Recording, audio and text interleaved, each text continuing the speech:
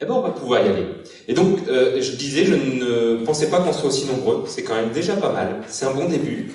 Et puis, ce que je vais vous demander, donc, pour la prochaine fois, c'est de venir encore plus nombreux. Donc, chacun de vous va prendre 3, 4, 10 personnes, et vous allez venir. On sera 500, et la fois suivante, on sera 12 000.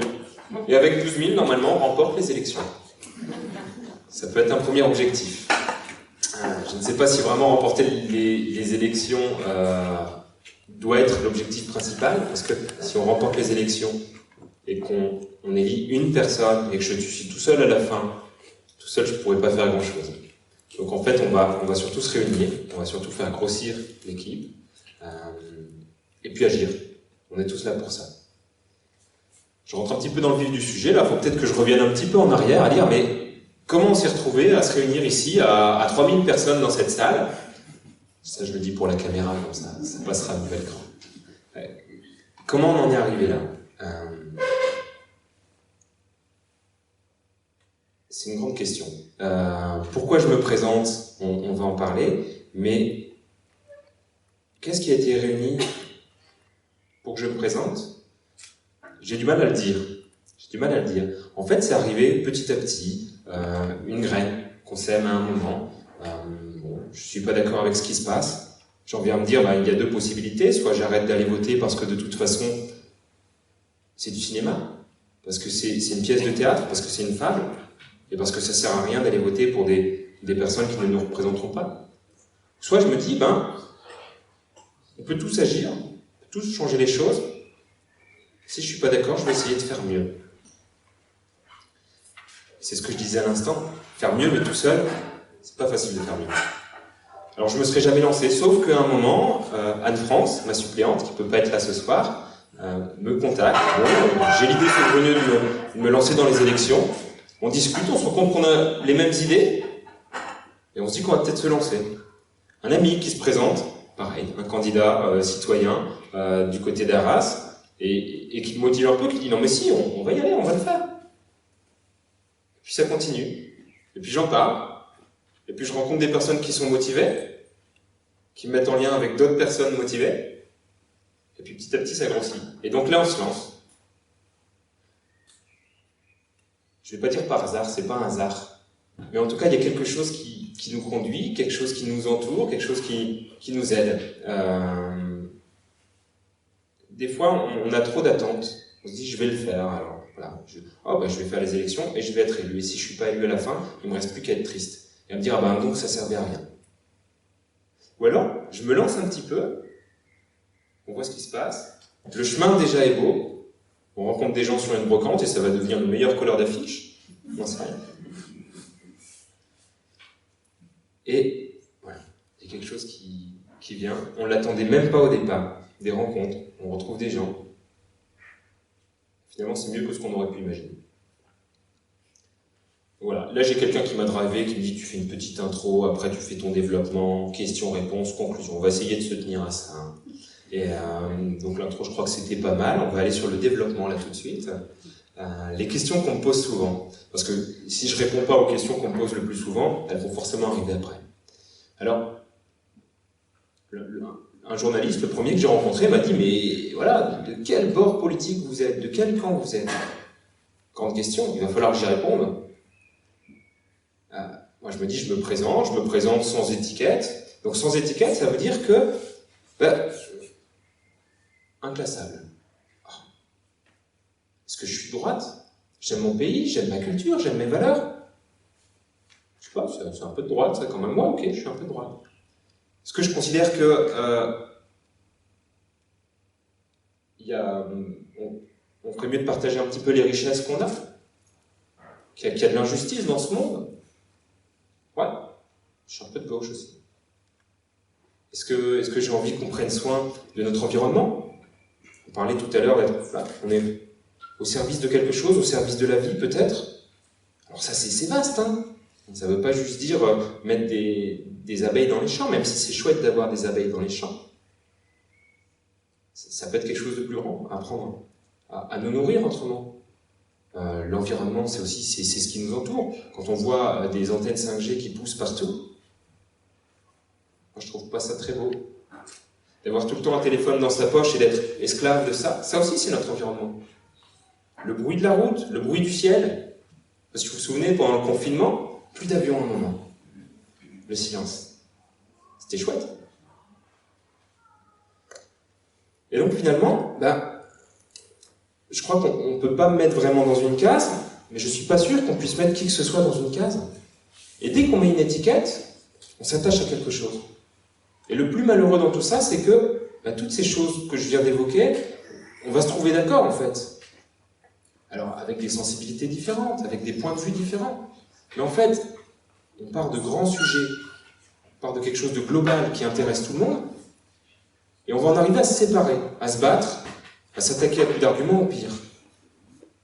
Si vous ne mettez pas une étiquette sur quelqu'un, vous pouvez discuter. En réunion de famille, on va plus se poser la question de savoir est-ce que vous êtes un mouton ou est-ce que vous êtes un anti-vax? Parce que des deux côtés, c'est blessant, en fait. On a juste un être humain qui parle à un autre être humain. Et quand on s'aime beaucoup, même si on se bat, on arrive à toujours s'aimer, mais on est toujours abîmé un petit peu derrière. Donc voilà, sans étiquette. Ça ne veut pas dire que je suis tout à la fois. Ça ne veut pas dire que j'ai pas de visage, ça ne veut pas dire que j'ai pas de personnalité, ça ne veut pas dire que j'ai pas d'idées, ça ne veut pas dire que j'ai pas de constance. Sans étiquette, ça veut dire, si vous êtes d'accord pour attendre 5 minutes avant de me mettre quelque chose sur le visage, on pourra discuter ensemble. Et de là, vient l'idée de dire, oui, en politique, c'est quoi? La question, elle est là, on est quand même là pour parler d'élections. Quelqu'un qui arrive pour être député, 577 députés en France, si on a 576 qui ont une étiquette et un qui n'a pas d'étiquette, qu'est-ce qui se passe? Est-ce qu'il sert vraiment à quelque chose? Est-ce que vraiment on va construire quelque chose en mettant ce monsieur à l'hémicycle? On peut se poser la question. Mais assez rapidement, assez facilement, on pourrait se dire, non, ça sert à rien. De toute façon, c'est des grands partis qui décident. Depuis 5 ans, ce qu'on a vu, c'est que les personnes n'avaient pas forcément besoin d'avoir une idée ou une conscience, il suffisait de voter en fonction des consignes. Et dans tout ça, alors si quelqu'un arrive, ne fait pas partie du parti majoritaire, à quoi il sert? Qu'est-ce qu'il faut? Est-ce qu'il faut vraiment donner une majorité à un parti? Est-ce que c'est le seul moyen qu'on peut avoir pour que les choses soient différentes? Je crois pas. Je crois pas. Je peux me tromper, encore une fois. Je pense que l'hémicycle peut être un lieu de débat. On l'a un peu oublié, mais ça peut être un lieu de débat, on peut parler. Et dans les débats, assez souvent, on voit des compétences arriver, des compétences de grands cabinets de conseil, des compétences de personnes d'influence, et on voit très peu les compétences qu'on a autour de nous. Je le disais tout à l'heure, l'équipe, ça a été ça, et elle grossit tous les jours, mais avec les compétences de chacun, il me faut quelqu'un pour gérer la table, j'ai quelqu'un qui sait le faire. S'il n'y avait que moi, on serait encore en train d'entendre... je ne vais pas vous le faire. On a quelqu'un qui nous sonorise, alors qui n'est pas là aujourd'hui, mais qui a prêté le matériel. On a quelqu'un qui fait le site internet. Voilà.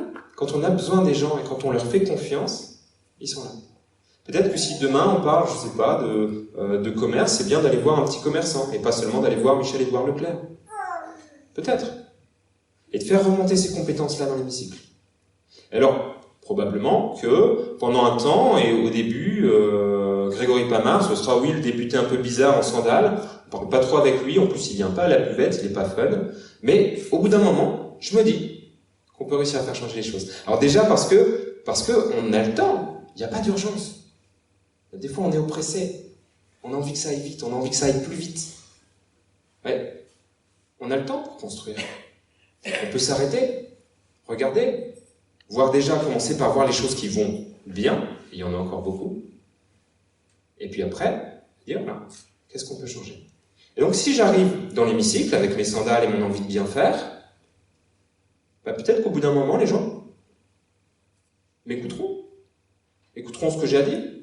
Et moi, je ne sais pas tout, mais voilà, si on parle de quelque chose, je ne sais pas, gestion des forêts, par exemple, je peux aller chercher les compétences sur le territoire. Être député, c'est aussi aller chercher les compétences sur le territoire. Et voilà, moi j'ai quand même rencontré ces personnes-là, voilà ce que je fais remonter. Puis ça ne changera rien au départ, petit à petit, peut-être, en restant ouvert. Peut-être qu'on pourra ouvrir la chose. Peut-être qu'on pourra déclencher du débat. Peut-être que dans 5 ans, au lieu d'avoir 2, 3, 4 candidats sans étiquette, on pourra en avoir plus. Peut-être qu'on pourrait imaginer qu'un jour, dans l'hémicycle, on pourra débattre ensemble. On n'aura pas juste 577 députés qui servent à pas grand-chose puisqu'on en a 350 qui disent aux autres ce qu'ils doivent faire. Voilà, des petits espoirs. Et il y en a. Ben, ce que je vous propose peut-être, c'est d'entamer déjà des premières questions. Vous en avez sans doute. Le premier qui a envie de poser la question lève le doigt et je l'interroge. Oui. Oui, bonsoir. Bonsoir. Je pense que là, quand tu parles d'être sans étiquette, je pense qu'il y a à remobiliser les citoyens pour comprendre que la politique, c'est pas ce qu'on est en train de vivre aujourd'hui. Parce que je rencontre énormément de gens qui disent je n'irai plus voter puisqu'effectivement la politique, ça sert à rien. Donc il est évident que plutôt que de parler sans étiquette, pardon, mais l'idée c'est de dire il faut qu'on fasse d'une démocratie de tendance et une démocratie de projet. Et surtout qu'on remette en place des conseils citoyens. Et surtout, effectivement, quelle est la priorité des priorités aujourd'hui? Eh bien, c'est le fait qu'effectivement, on utilise dans la nature que ce qu'elle peut nous donner en matière renouvelable. Donc ça veut dire qu'il faut faire passer dans la Constitution un droit de la nature, qui nous permette d'aller voir les bûcherons de la forêt normale et de leur dire, dans le bois, il n'y a pas que le bois. Et on peut vous amener des revenus complémentaires différents si on va chercher les molécules dans les feuilles, si on va chercher dans les protéines dans les feuilles, si on va chercher des molécules dans les écorces, dans les feuilles, etc. Or, nous avons énormément d'activités agricoles en diversification actuellement sur notre territoire. Je n'en veux pour preuve qu'effectivement des sylvothérapeutes, des équithérapeutes, des gens comme Hélène Delcroix qui dans la forêt normale est en train de mettre en place un jardin des simples en Avesnois, qui remettent en évidence 300 plantes aromatiques de la forêt, dont 40% sont comestibles. J'entends un premier constat, la démocratie est malade. On entend, voilà, la démocratie est malade, c'est-à-dire qu'on n'entend pas la vie des gens dans les décisions, on ne l'entend pas. Ce constat est là. J'entends déjà un début de solution qui est « allons chercher les talents où ils sont ». Évidemment. Pas avec des participations citoyennes comme on a connu, des grands cahiers de doléances qu'on prend et qu'on jette et qu'on déchire. Mais la proximité du député, je crois qu'elle est là. Le député de proximité, c'est pas celui qui passe toute sa vie dans sa circonscription. Malheureusement, il a aussi un travail à faire dans l'hémicycle. Malheureusement, aujourd'hui, les journées d'un parlementaire sont très chargées en termes de législation. Et ça, on pourra en parler aussi. Est-ce que l'idée, c'est de continuer à faire des milliers et des milliers et des milliers de lois tous les ans? À une époque, les députés venaient une fois par mois dans l'hémicycle. Il me semble que ça pourrait être largement suffisant. Mais on a un jeu de débat, un jeu de... Voilà, l'opposition, qu'est-ce qu'elle peut faire de toute façon quand elle est minoritaire et qu'on n'écoute pas l'autre? La seule chose qu'elle peut faire, c'est déposer le plus d'amendements possible pour faire traîner les lois, quand elle n'est pas d'accord. Ça peut changer aussi. Je crois que ça peut changer s'il y a vraiment débat. La démocratie, est-ce que la démocratie, c'est 51 personnes qui disent à 49 personnes ce qu'elles doivent faire et qui s'insinuent dans la vie des gens, dans la vie des personnes, jusqu'à leur imposer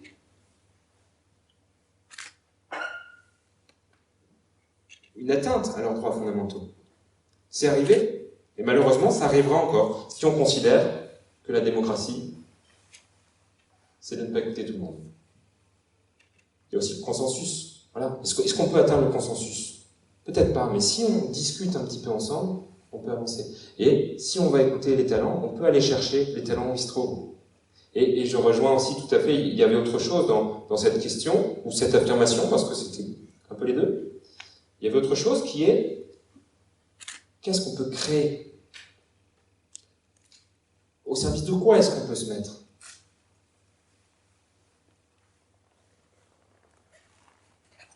Si on est là pour spéculer, si on est là pour faire de l'argent, on ne fait jamais l'argent.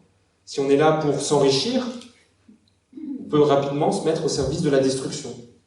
On dit, voilà, on a un joyau qui est la forêt normale, on pourrait, voilà, sur juste des considérations économiques, casser le joyau.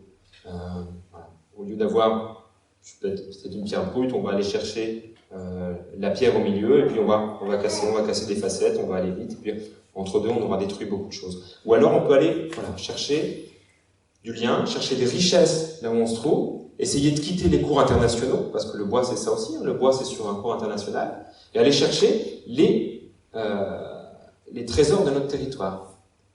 Et créer tout un tissu, parce que c'est ça derrière, c'est de se dire, derrière la culture du bois, on peut aller chercher aussi l'aromathérapie, on peut aller chercher des circuits de distribution, on peut aller chercher des circuits de vente, des circuits de recherche. Et en fait, plutôt que de faire vivre une industrie, on fait rayonner sur des secteurs. On se met en système. Je crois que je ne suis pas le candidat anti-système non plus. Contre le système établi, c'est sûr. Mais par contre, les systèmes sont intéressants. Il faut créer des systèmes. Et localement, il faut créer des systèmes. Et non pas, encore une fois, des grands systèmes qui nous dépassent et qui nous oppressent, mais des systèmes à notre échelle, avec un visage humain. Une autre question, peut-être? Comment est-ce que vous comptez amener les citoyens à participer, en fait, à pouvoir donner de la matière à remonter à Paris?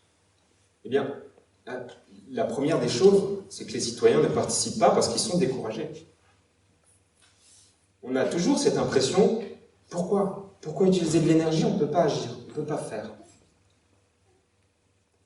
La première des choses, c'est ce qu'on fait ici en fait. La première des choses, c'est de dire, vous voulez agir, rassemblons-nous. Vous n'êtes pas seul.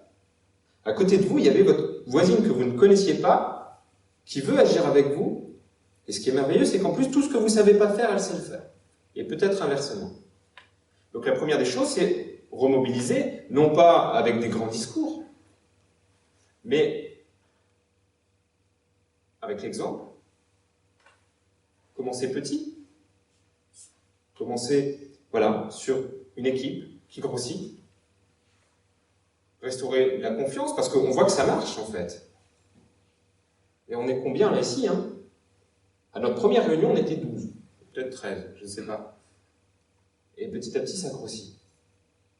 Et ça grossit pas juste pour faire des réunions et perdre du temps. Ça grossit parce qu'on crée quelque chose ensemble. Et donc après, mon rôle de député, ce sera aussi de rester disponible. Rester disponible pour écouter effectivement les gens qui savent déjà bien parler, les gens qui ont déjà beaucoup d'influence. Il faut écouter tout le monde. Mais aussi aller chercher sur des questions précises. Ça peut vouloir dire aller sur le marché. Quelque chose que j'ai découvert, ça fait 7 mois que je ne peux pas travailler. Et une des choses que j'appréciais particulièrement dans mon métier, c'était d'aller à la rencontre des gens. Et découvrir une personne seule. Quand il y a 7 personnes, et il y a vous. Et à chaque fois, on découvre un trésor. Dès qu'on est un petit peu trop, dès qu'il y a un groupe, d'autant plus quand c'est un groupe qui a un objectif fixé, on perd cette qualité-là. Mais quand on va chercher la personne, quand il y a une seule personne en face de nous, on va la découvrir.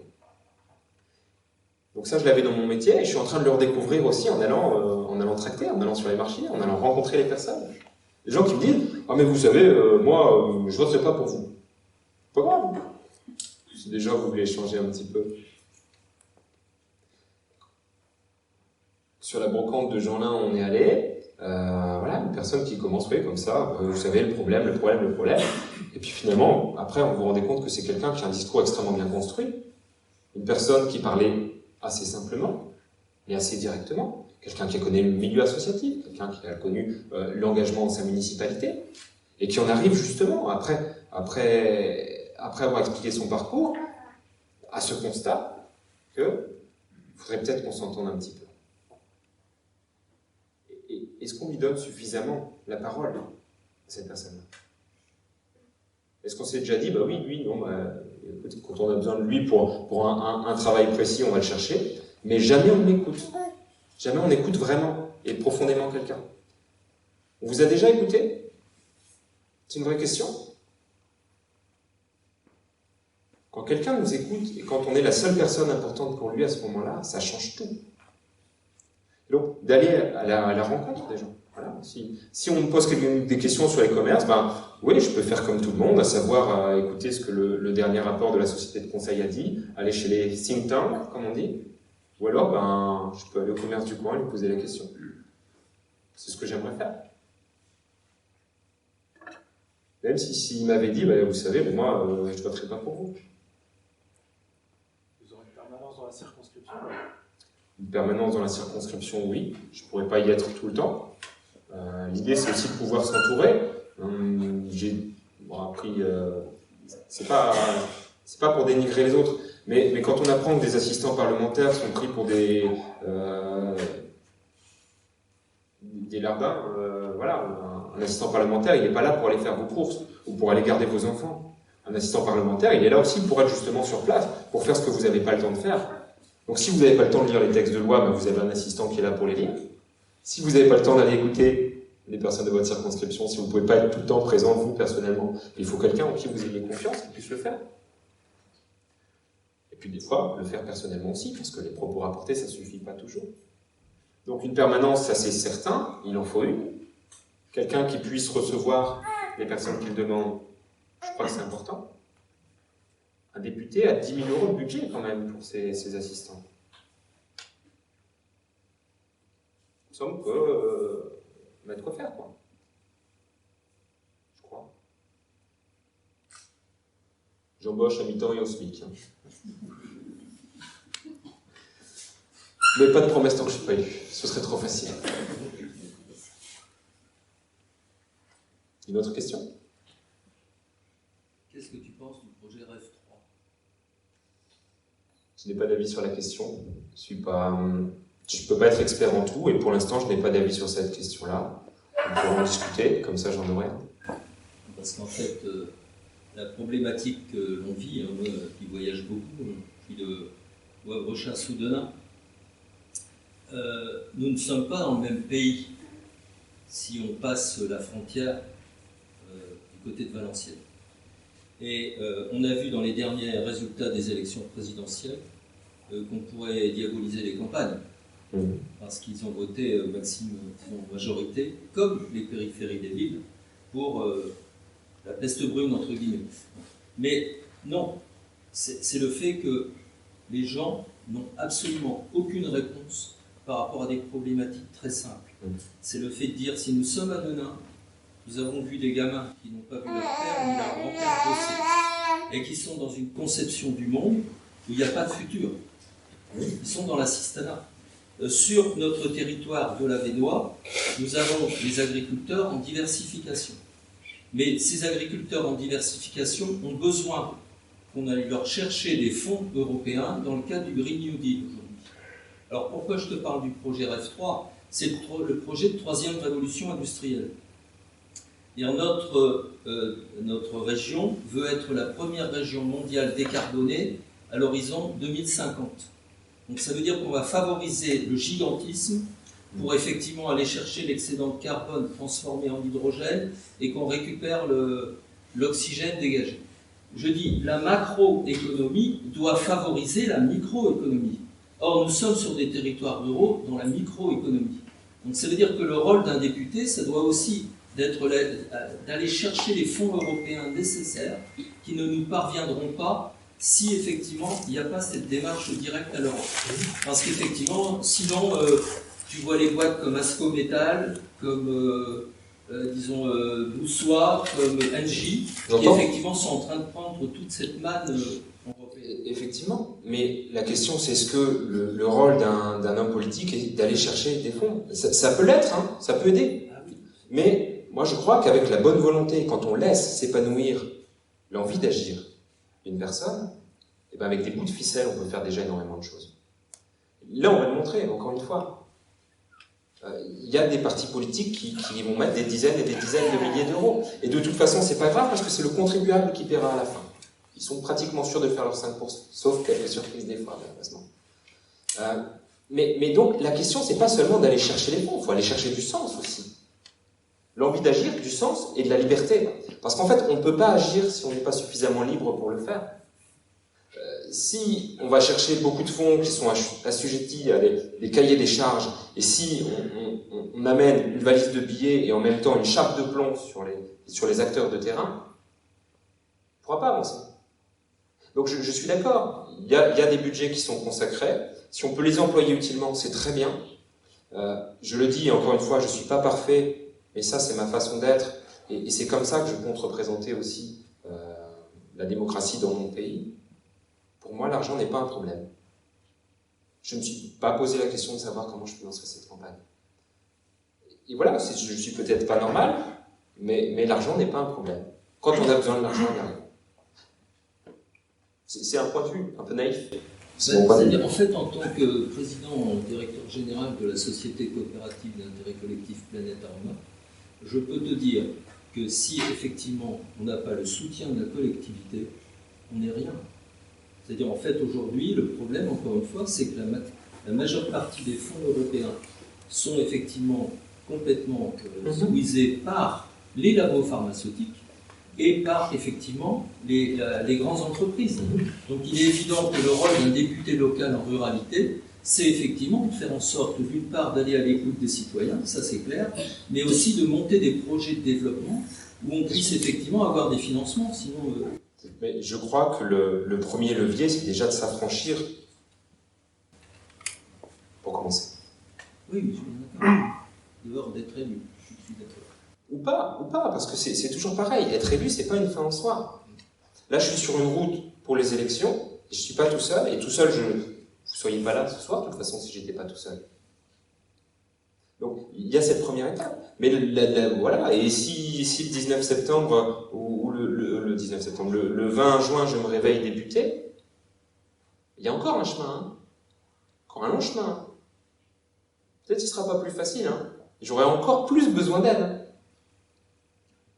Mais c'est la vie aussi d'un président, c'est la vie de n'importe quel artisan. Mais ça ira.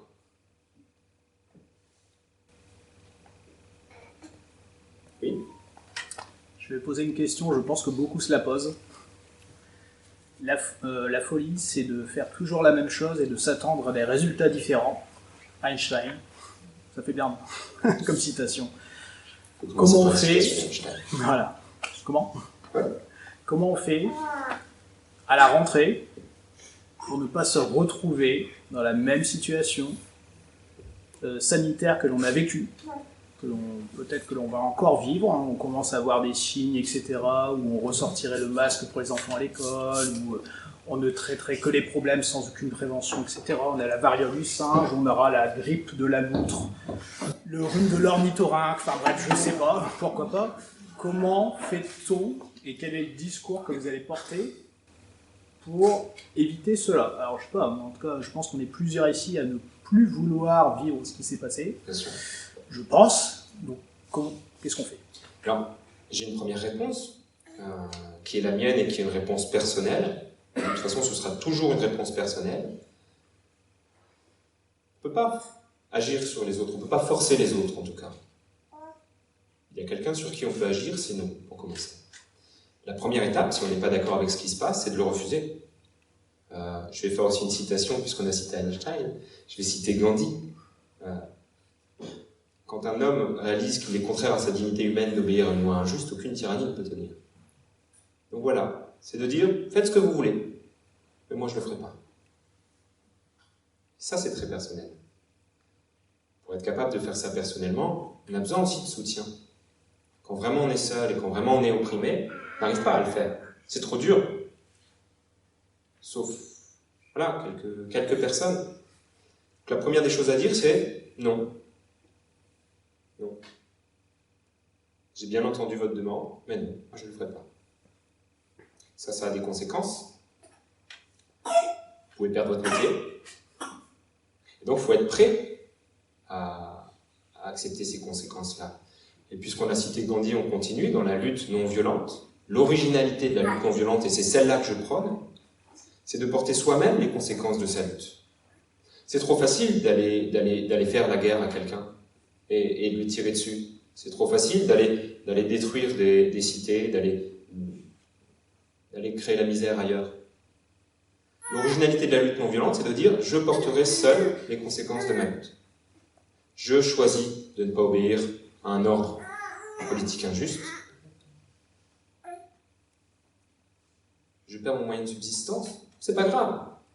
On l'a dit, la vie elle est belle, le chemin il est beau. Je sais pas où ça m'amènera, mais le chemin il est beau. Ça m'amène ici pour commencer. On va peut-être pas aller jusque-là aujourd'hui, mais est-ce que vous êtes prêts à aller jusqu'à la mort pour ça? Parce qu'à un moment, la question se pose. Il y a des gens qui ont été prêts à mourir, et pour l'Inde, par exemple, pour l'indépendance de l'Inde, l'Inde a été indépendante. Gandhi, lui, il n'est pas mort. Il y a d'autres gens qui sont morts. Mais en tout cas, dire non. Et après, vous faites exemple, en fait. J'avais l'espoir, quand je me suis arrêté de travailler le 14 septembre, de me dire, bah, si on est suffisamment nombreux à dire non, ça va s'arrêter. On n'a pas été assez nombreux pour ce coup-là, mais pour la suivante, peut-être. Voilà, c'est quelque chose de personnel. Je n'ai pas de plan de bataille. Je vais continuer à faire ce que je peux. J'espère que chacun ici fera ce qu'il peut.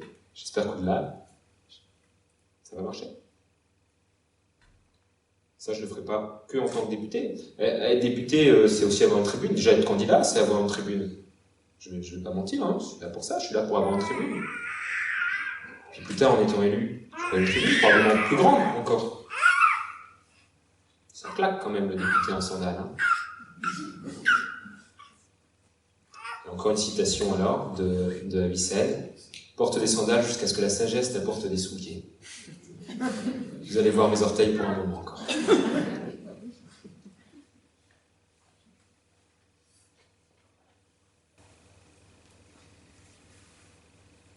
Vous parlez trop.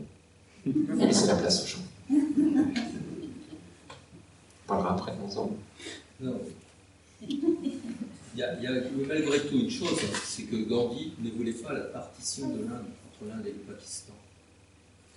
Donc il est évident que la démarche en termes de politique, c'est quand même effectivement, tu as complètement raison, la désobéissance civile, la non-violence, le fait de considérer que l'autre, s'il n'est pas d'accord, c'est un moyen effectivement de progresser. Mais il est évident que si tu prends aujourd'hui ce que tu as vécu, on infantilise le peuple. Et que donc il faut créer des leviers pour qu'effectivement réveiller les gens, réveiller les citoyens, et le fait que dans la Constitution, on intègre des éléments, c'est pour ça que je parle de droit de la nature, c'est pour ça aussi qu'il faut créer un devoir de travail, parce qu'on finance 100 milliards d'euros chaque année pour le chômage, alors qu'en fait, il y a des talents qui sont effectivement réduits à ne rien faire. Et puis, le troisième point, c'est effectivement de dire, nous sommes un certain nombre d'anciens ici, qui ne sommes pas prêts à mourir dépendants. Donc, il est indispensable d'arrêter de construire des EHPAD ou des béguinages, qui sont des ghettos, de telle manière à remettre en place des résidences intergénérationnelles en éco-habitat. Évidemment. Mais on parlait de système tout à l'heure, et on a même, voilà, le système entre les liens entre les entreprises doit aussi exister entre les gens. Voilà, vous avez plusieurs systèmes qui se ressemblent. La famille, c'est un système. Le foyer, déjà, c'est un système. La famille, au sens large, un système. La ville, un système. Et puisqu'on parle de Gandhi, ce qu'il prône aussi, c'est des collectivités locales. Commencez par ça. Parce que, c'est ce qu'on disait, de l'autre côté, c'est un autre pays. À Valenciennes, c'est déjà un autre pays. Donc, il y a des choses qu'on ne pourra pas faire ensemble. Des choses qu'on peut faire ensemble, et il y a des choses qu'on peut faire que localement. On peut parler d'inscrire des droits et des devoirs dans la Constitution, et c'est important. Quand ils sont fondamentaux comme cela. Quand ils sont fondamentaux comme ça. Tout seul, je ne pourrais pas l'inscrire. Il faudra attendre 5 ans pour qu'on soit en majorité. Une affirmation, une question? Ah, tu lèves les doigts au fond? Non. On pourrait dire encore beaucoup de choses. On dirait encore beaucoup de choses. Chaque poterie est unique. Et donc, si vous venez à Cartigny la semaine prochaine, mardi prochain, vous aurez encore une nouvelle poterie. Et puis, n'hésitez pas à parler entre vous. N'hésitez pas à vous accueillir. Moi, c'est ce que je vais essayer de faire aussi. On va avoir un petit moment convivial et puis après on aura un moment aussi avec ceux qui veulent tracter, ceux qui veulent coller des affiches, ceux qui veulent s'investir, ceux qui ont un talent insoupçonné et qui veulent le mettre à profit pour tout le monde, ceux qui veulent changer le monde à leur mesure, juste un tout petit peu à la fois. Je suis content d'être avec vous ce soir et puis nous verrons bien ce que ça donne pour la suite. Merci.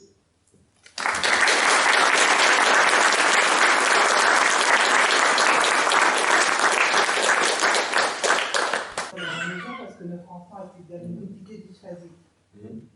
L'instruction en famille. En fait, l'instruction en famille, jusque-là, c'était déclaratif. C'est-à-dire qu'on considérait que les parents avaient le devoir, pour commencer, le droit d'instruire leurs enfants de la meilleure manière, de la manière qui leur semblait le plus juste.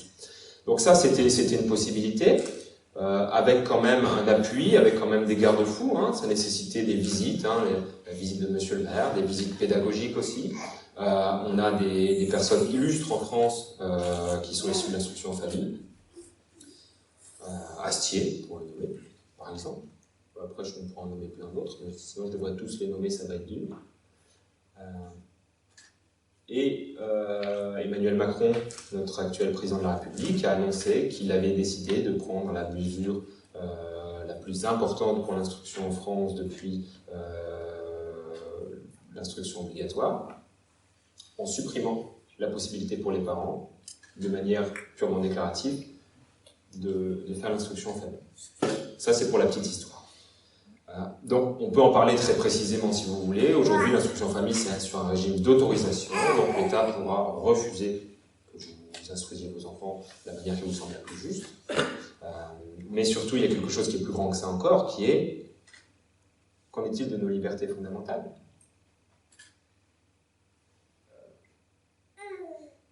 Je veux dire, à qui appartiennent vos enfants ? Est-ce que l'État a décidé de ce qui est bon pour vous ? Ils ont déjà essayé beaucoup. Est-ce que l'État a décidé de ce qui est bon pour vos enfants ?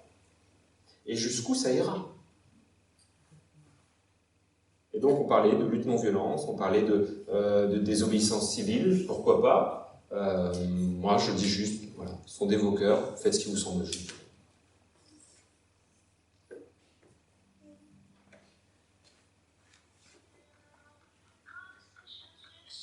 Et derrière tout ça, il n'y a pas être libre, voilà, c'est un peu galvaudé aujourd'hui. Nous, c'est mis dans nos 3 grands principes d'être au service de la liberté. C'est quoi la liberté ? Est-ce que la liberté, c'est faire ce que je veux ? Est-ce que la liberté, c'est de rouler à 200 dans les patelins ? Je crois pas. Donc là, on vous cite cette grande phrase, la liberté des gens, c'est vrai, qui veut rien dire non plus, en fait, et qui permet surtout à vous dire, oui, mais moi, je ne suis pas d'accord pour que tu sois libre. Souvent, c'est à ça qu'elle sert, cette phrase. Mais, quand on écoute vraiment quelqu'un, quand on comprend, quand on lui laisse suffisamment de latitude, encore une fois, il va pouvoir exercer sa liberté d'une manière qui ne vient pas enfreindre la vôtre. Il y a tout un rouage derrière.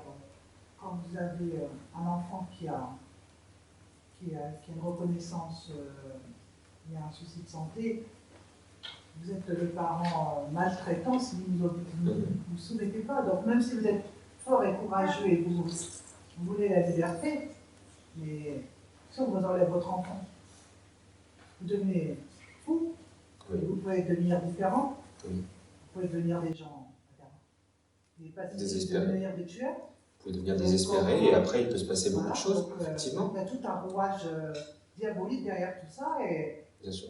et il faut se battre pour changer ça parce qu'on a la main mise sur nos enfants. Déjà dans le contenu des contenus scolaires, mais en plus ça ne suffit pas, il faut faire des concessions, des compromissions. Après, derrière tout ça, ce que j'entends aussi, c'est qu'il faut respecter l'individualité. Chaque personne est différente et il faut le respecter. On parlait d'opinion tout à l'heure et quand justement on ne met pas d'étiquette, je pense qu'on peut respecter l'opinion de l'autre, mais aussi respecter le fait qu'on soit différent et qu'on ait des besoins différents. Récemment, on nous a dit, voilà, vous avez le droit d'aller acheter du Nutella dans les supermarchés, mais vous n'avez pas le droit d'acheter des chaussures pour vos enfants. Quels sont vos besoins ? Moi, je peux me passer de Nutella. Et donc, il y a des respects fondamentaux qui est d'aller jusque l'autre et de lui dire quels sont vos besoins. Personne n'a le besoin de rouler à 200 en ville, en fait. Donc, on peut le faire par envie, on peut le faire par plaisir, on peut le faire parce que ça nous amuse, mais ça n'est pas un besoin. Donc, dans l'envie d'être libre, et dans le droit de chacun d'être libre, c'est pas une liberté d'apparat, c'est pas juste faire ce que je veux quand je veux. La liberté, c'est de pouvoir répondre à nos besoins. Après, on rentre dans des considérations un peu plus lointaines, mais je crois que si on s'arrête à juste ça, je trouve que ce n'est pas normal d'empêcher quelqu'un de pouvoir répondre à ses besoins. On ne peut pas empêcher quelqu'un de répondre à ses besoins. Encore une fois, je parle de besoin, je ne parle pas d'envie, je ne parle pas de pulsion, je parle de besoin. C'est assez simple de répondre à ses besoins, c'est très dur, mais en tout cas, quand on y arrive, quand on arrive à être en phase avec ça, et quand on ne nous met pas d'obstacle pour ça, et ben on arrive à être heureux, en paix, même quand tout paraît compliqué autour. Du coup, on se relance ou on picole? Dit comme ça, c'est un peu orienté, oui, je vous écoute quand même. Alors, moi, c'est pas une question de. C'est plutôt une question d'ordre pratique. C'est pas sur le programme parce qu'il n'est pas encore établi, je ne sais pas vraiment où vous voulez aller, mais c'est sur le point de vue organisation. Bon, là, j'ai vu à travers Arche, il y avait donc cette réunion ce soir, j'y suis venu, il y en aura d'autres, donc je suppose que vous allez faire une réunion dans chacune des communes. Comment faire savoir aux citoyens? Parce que là, vous parliez fort justement de réveiller les citoyens qui dorment. Aujourd'hui, il y a énormément de gens qui ne veulent plus aller voter, encore plus les présidentielles, les dernières présidentielles. Et je crois qu'il faut vraiment réveiller ces gens-là. Il faut je pense que la publicité, bon, jusque-là, c'est le début. Il vous reste un mois, il ne faudra même pas. 3 semaines. Agir. Donc il faut aller très très vite. Donc je pense qu'il faut en effet qu'on se mobilise tous ici, chacun dans sa commune. Moi je veux bien faire des intermédiaires au Parlement, parce que mais il faut trouver des solutions, il faut faire savoir. Quoi. Puis il faut réveiller les gens, parce que les gens aujourd'hui on vote souvent par défaut. Hein, c'est ce qui s'est passé au niveau depuis plusieurs générations. Enfin, ça fait plusieurs fois qu'on vote par défaut présidentiel, ce qui est dommage. Oui. Moi, j'entends tous les jours des gens qui disent « je ne vais plus voter ». Voilà. Et c'est vrai que c'est dommage. Alors qu'on pourrait voter avec des gens comme toi qui ont des choses nouvelles à annoncer, etc. Mais il faut le faire savoir. Quoi. Moi, je pense que c'est surtout, il y a un vrai problème. Alors, dans le programme, pour commencer, en fait, je n'ai pas effectivement de programme de politique générale, puisque tout seul, je ne pourrais jamais mener un programme de politique générale. Donc, j'ai plus des engagements. L'envie déjà de bien faire, l'envie d'être affranchi des contraintes, soit conflits d'intérêt, finalement. Voilà. Si je faisais ça juste pour la paye, ben j'aurais continué à faire médecine. Si j'avais voulu trahir mes principes, j'aurais pu continuer à travailler. J'ai décidé de ne pas le faire. Donc peut-être ça peut rassurer un petit peu. Et donc voilà, juste des engagements. Si déjà on commençait par ça, je crois que ce serait pas mal. Se dire, ce député, je ne suis pas d'accord avec lui sur tout, mais au moins déjà il est honnête, et puis au moins il va pouvoir porter une parole. Et 577 députés, ça vous laisse quand même pas mal de paroles différentes à porter. Ensuite, sur la question spécifique, effectivement, et maintenant, qu'est-ce qu'on fait? En parler. Donc, après, on a des supports, hein, on a des tracts, des gens qui vont faire des kilomètres et des kilomètres, des dizaines de kilomètres, et j'en ferai aussi pour aller mettre des prospectus dans les boîtes aux lettres. Mais un papier, ça ne remplace pas un échange. Et la question, c'est qu'est-ce que vous allez les faire? Est-ce que c'est juste aller voir le voisin, mais tu sais, Grégory Pamard, il se présente, oui, ou je connais pas trop, mais si, il est chic, vas-y, vote pour lui. Ça va marcher un peu, et on peut le faire. Mais moi, ce que je vous propose, c'est aussi d'aller à la rencontre des gens. D'aller à la rencontre des gens, ben, on a tous finalement la tête pleine, on a tous le cerveau qui bouillonne. Qu'est-ce qu'on peut faire? Ben, la première des choses à faire, c'est d'arriver vers quelqu'un et de lui dire, de l'écouter, tout simplement. Si vous êtes en train de distribuer un tract, ou si vous allez voir votre voisin, avec la ferme idée de le convaincre, la première des choses que vous pouvez faire, c'est déjà l'écouter. Je sais pas, qu'est-ce que tu en penses, toi? Mais l'écouter vraiment. L'aimer complètement à ce moment-là. Et là, vous allez vous rendre compte que sa tête qui est pleine, elle se vide petit à petit. Et en fait, il vous dit plein de choses déjà qui vous grandissent, vous. Plutôt que de juste y aller avec votre message, vous y allez avec vos oreilles, vous écoutez, vous êtes grandi. Et puis après, forcément, quand on a été vraiment écouté, on a envie d'écouter l'autre. Quand on a eu vraiment cette écoute empathique, c'est Carl Rogers qui le dit, on a envie, après, s'intéresser à l'autre. Donc je crois que c'est ça qu'on peut faire pour commencer. Allez écouter les autres. N'allez pas les convaincre. Le reste, ça viendra avec. Et en termes vraiment pratiques, ben c'est simple, ouais. Sur le site internet, vous avez une adresse mail, vous pouvez nous contacter, vous pouvez rejoindre l'équipe. On peut faire d'autres rassemblements. Vous avez 30 personnes motivées autour de vous, et ben, soyez créatifs. Soyez créatifs. La seule chose que je vous demande, c'est de ne pas prendre ma place, de ne pas dire des choses avec lesquelles je pourrais ne pas être d'accord. Allez voter pour le docteur Pamar, il est anti-vax. Ça me déplairait. Ça me déplairait. Parce que je pense qu'on peut aller plus loin que ça. Parce que je pense que la question, elle est beaucoup plus grande, elle est beaucoup plus importante que ça. Mais par contre, dire, oui, mais qu'est-ce que Pamar il pense de ça? Ben, j'en sais rien, moi, je lui ai pas demandé. Si vraiment c'est important pour eux d'avoir cette réponse, ils me posent la question. Mais sinon, vous pouvez en tout cas leur dire, bah, lui, je ne sais pas. Lui, il aura un avis. Si jamais la question se pose dans l'hémicycle, il ira se renseigner auprès de personnes qui sont compétentes. Son avis à lui, je ne le connais pas. Si tu veux, je peux te donner le mien. Pourquoi pas? Je sais pas si ça répond pas vraiment à la question, je sais pas. Et il reste peu de temps, mais n'empêche que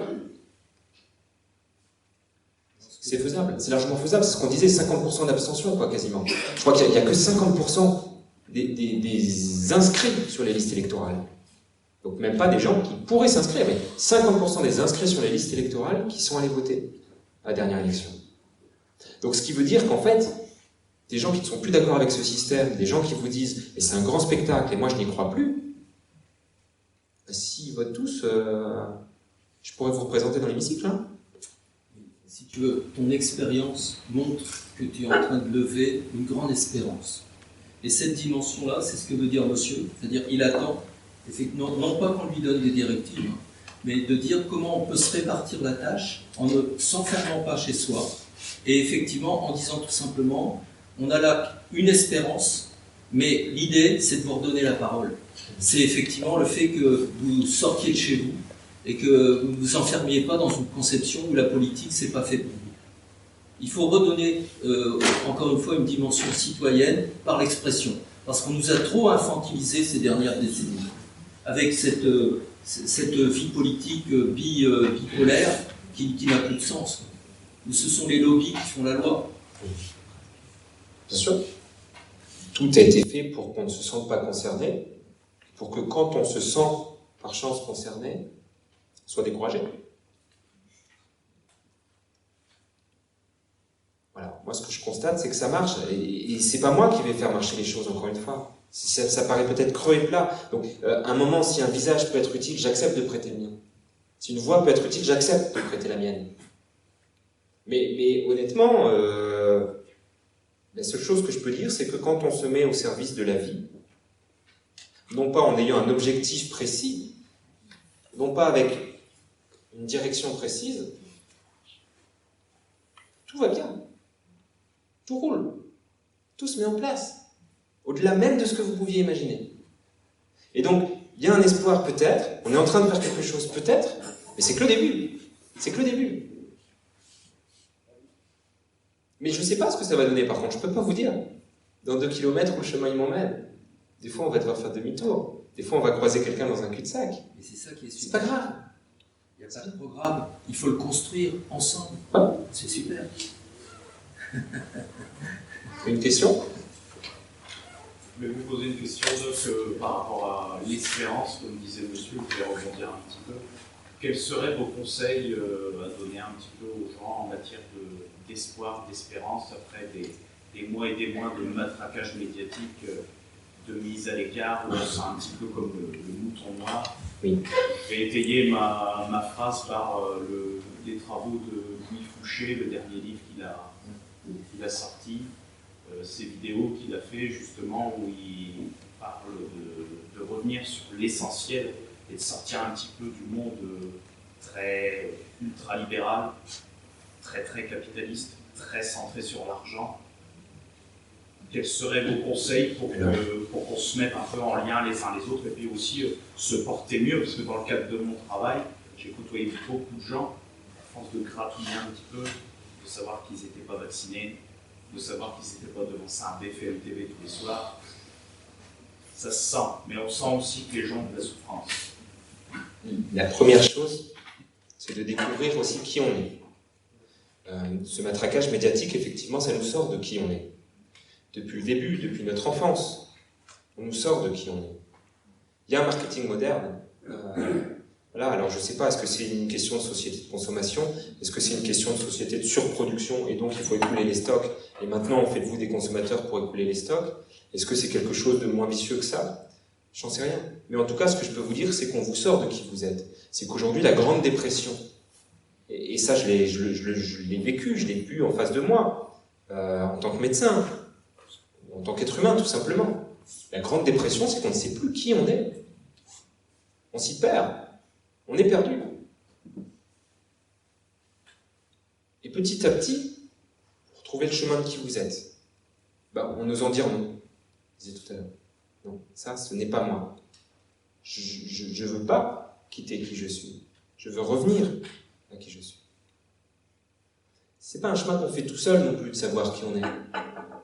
C'est un chemin qu'on fait avec l'autre.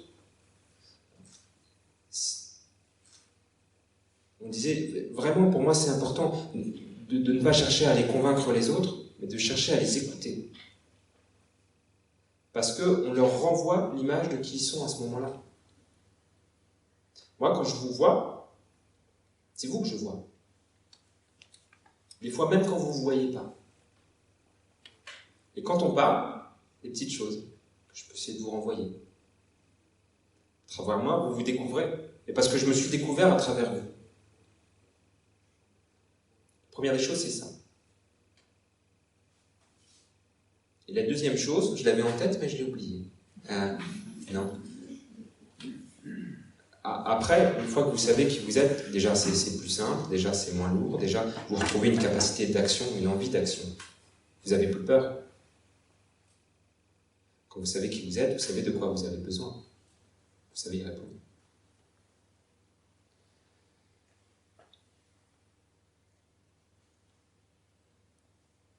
Et donc effectivement, Louis Fauché qui nous dit on va quitter tout ça, on va quitter tout ce matraquage, et on commence par contempler, par voir, et voir ce qui est beau.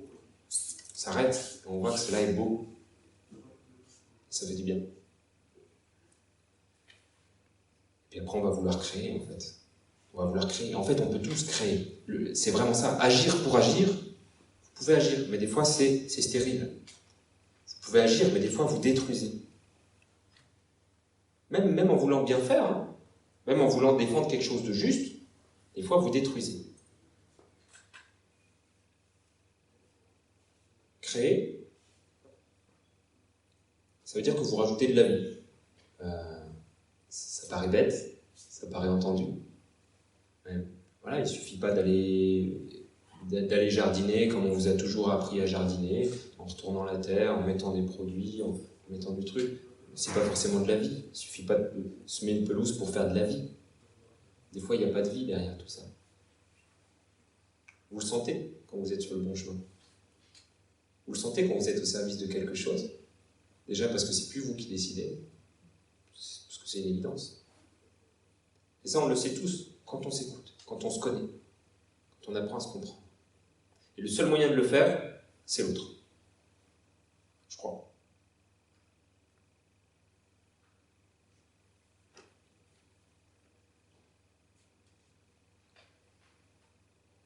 Si vous voulez savoir la taille de l'univers, je peux vous le dire.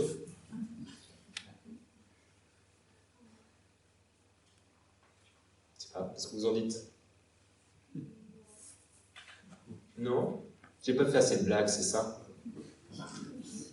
J'aurais dû faire plus de blagues. Comment? Le nombre de grains de sable sur une plage. Le nombre de grains, ça dépend quelle plage. Moi, j'ai pas dit, mais j'ai réponse à tout quand même. Mais vous voyez, ça, c'est typiquement, c'est des réponses stériles. Des fois, on veut toujours avoir raison, et on peut y arriver, en tout cas, faire croire qu'on a raison, mais à chaque fois, en abaissant, en détruisant. Combien d'habitants? Combien? Combien d'habitants? Où ça? Au Pinois. Au Quénois, je sais pas. 14 000 ? Non, je sais pas. Quelqu'un sait ? Combien d'habitants au Quénois ? 5 000 ? Oh, mais ça va. Pourquoi je me suis embêté à aller dans une petite ville ?